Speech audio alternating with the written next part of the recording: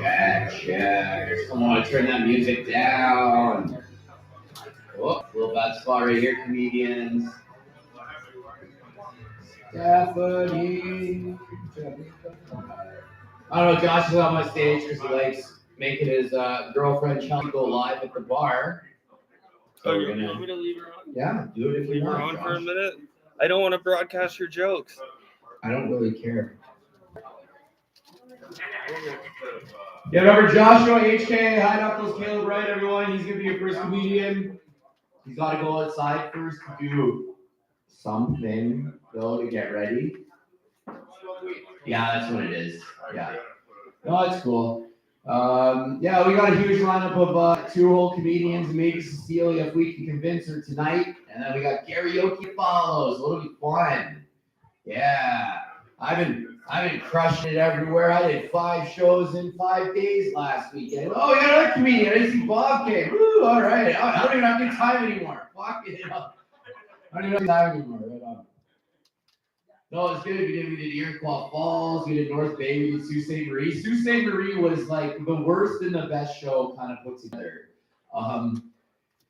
The crowd was old, but it was funny. There's old crowd. There was this distinct young table, and how it worked in the bar at Sault Ste. Marie is we had to use the karaoke guy's sound system as we do here.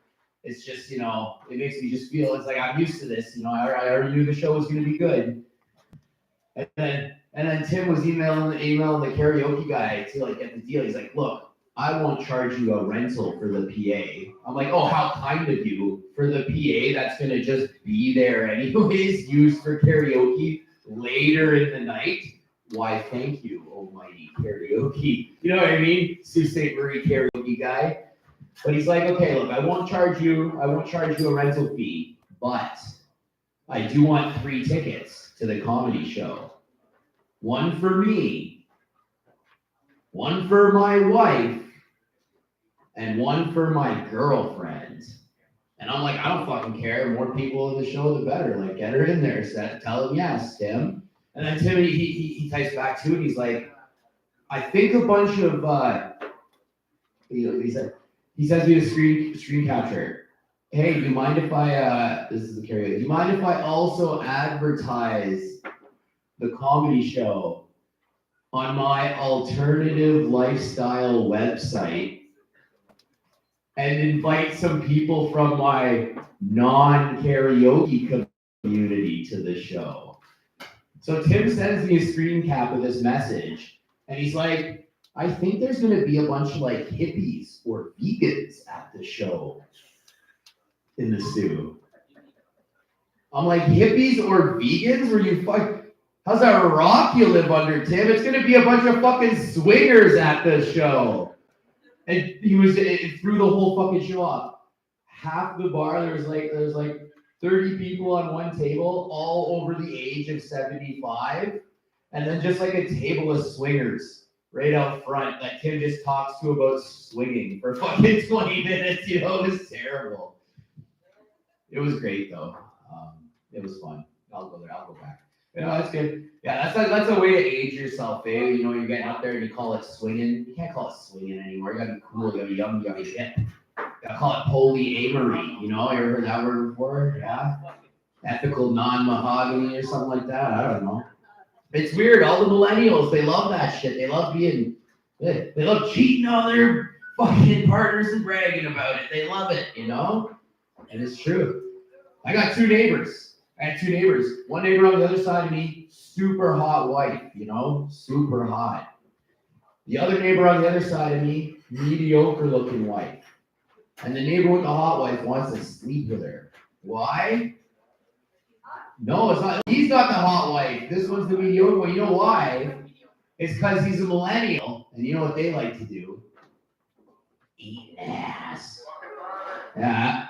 And this rich neighbor over here, he's got a bidet. I know. And it's not just one of those cheap, shitty fucking Costco plastic toilet seat $79.99 bidets that just takes water from your toilet's cold supply and blasts that cold ass fucking water. No, this is a nice bidet. Whole separate porcelain bowl, all on its own. independent temperature controls, hot and cold. You get that water the perfect temperature before you sit down on it.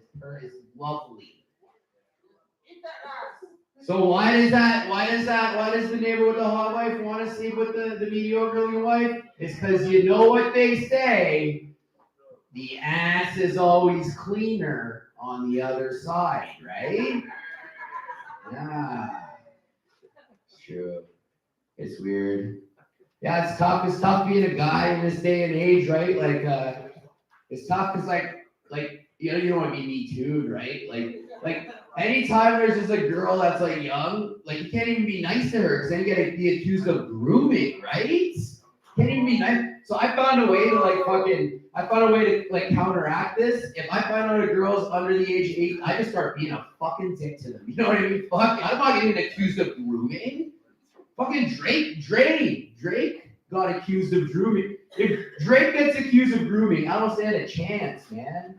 You know, so you just gotta be mean to them.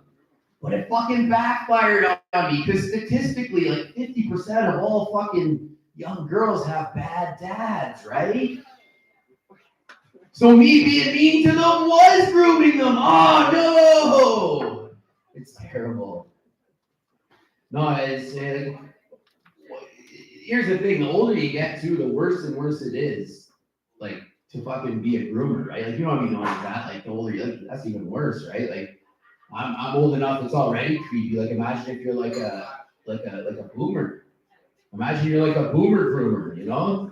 Some old man grooming young girls. That's creepy weird, right? But on the flip side, if you're a boomer groomer, like you groom boomers, then you're actually like a kind of celebrated member of society, right? Because elder loneliness is an epidemic.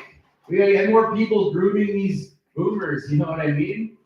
Also, there's another kind of boomer groomer, you know?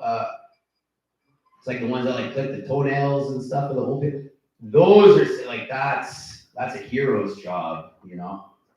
I would never clip my grandpa's toenails, you know. That's disgusting. I don't know. You ready, Josh? You want me to do a joke? What's your favorite joke you want me to do? The R-word joke? And then oh my god. No, the other way around. Brazilian thing. Okay. Oh look, Josh is so nice. He gave me drink tickets this time. All right. So I was driving downtown the other day by Four Corners, and I see an esthetician's office. And on the sign of this esthetician's office, clinic, I don't know what you call them. You know what esthetician is? Like a waxer, you know what I mean? Not like for cars, like for, you know what I mean? And on the side it said, don't be afraid. Try a Brazilian. 50% off. And I'm like, I'm not going to try a Brazilian.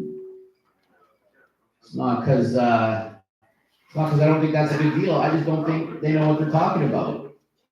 Shouldn't it be 100% off?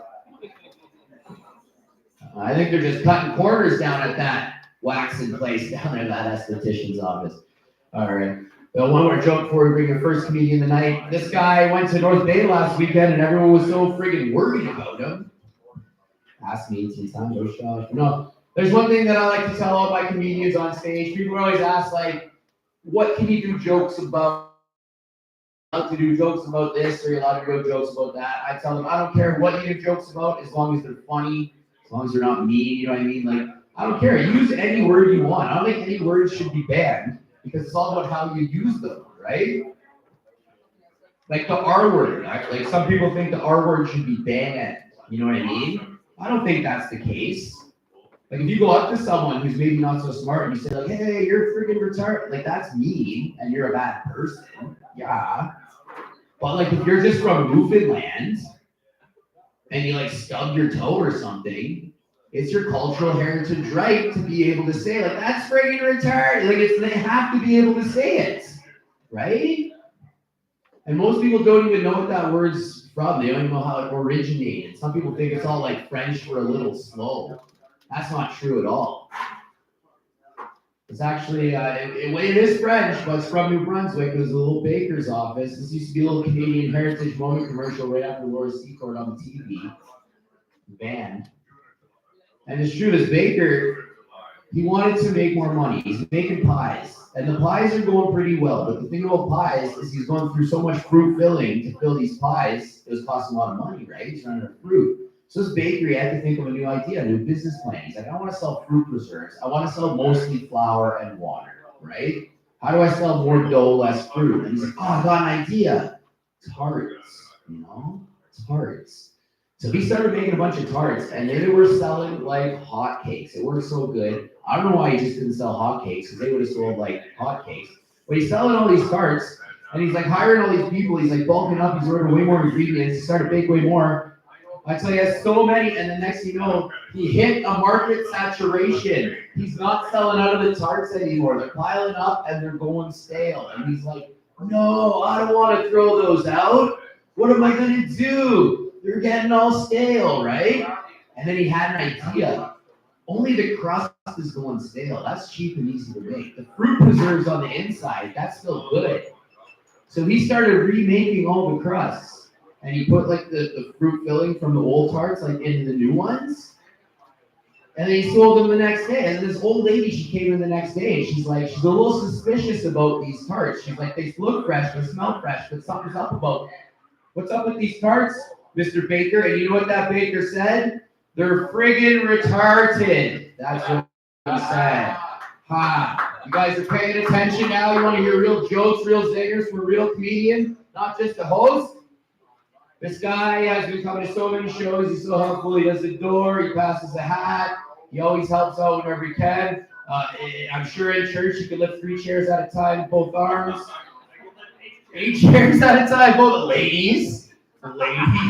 Give it up for your next comedian. Check him out on the internet. It's Joshua HK High Knuckles. I don't know why he's not watching the stage trigger. Propeller hat, Caleb. Right. Hang on a sec. We gotta get Chelsea off YouTube Live. Chelsea Biscuits.